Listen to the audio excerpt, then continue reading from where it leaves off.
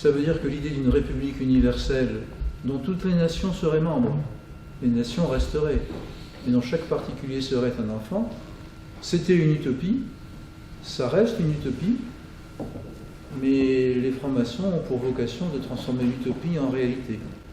Et ce qui a été fait aux États-Unis par des francs-maçons au XVIIIe siècle pourra peut-être un jour être fait par des francs-maçons au XXIe ou au XXIIe siècle, je n'en sais rien.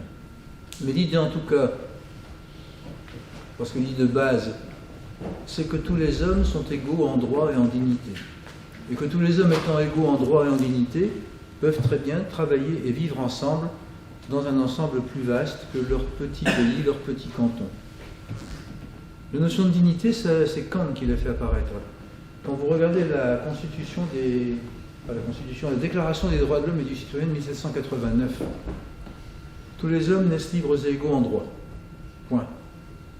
Si vous prenez la Constitution, la Déclaration universelle des droits de l'homme et du citoyen, donc la Déclaration universelle des droits de l'homme, qui a été rédigée par René Cassin, qui, on peut le dire maintenant, était franc-maçon.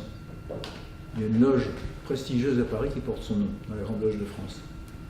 Cette déclaration commence comme ceci: tous les hommes naissent libres et égaux en droit et en dignité. C'est-à-dire qu'on a repris le concept kantien de dignité humaine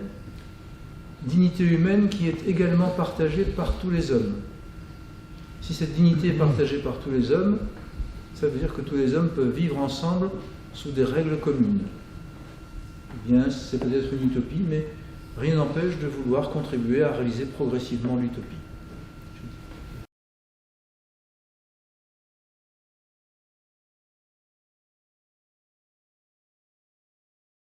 Les francs-maçons ont pour vocation de transformer l'utopie en réalité.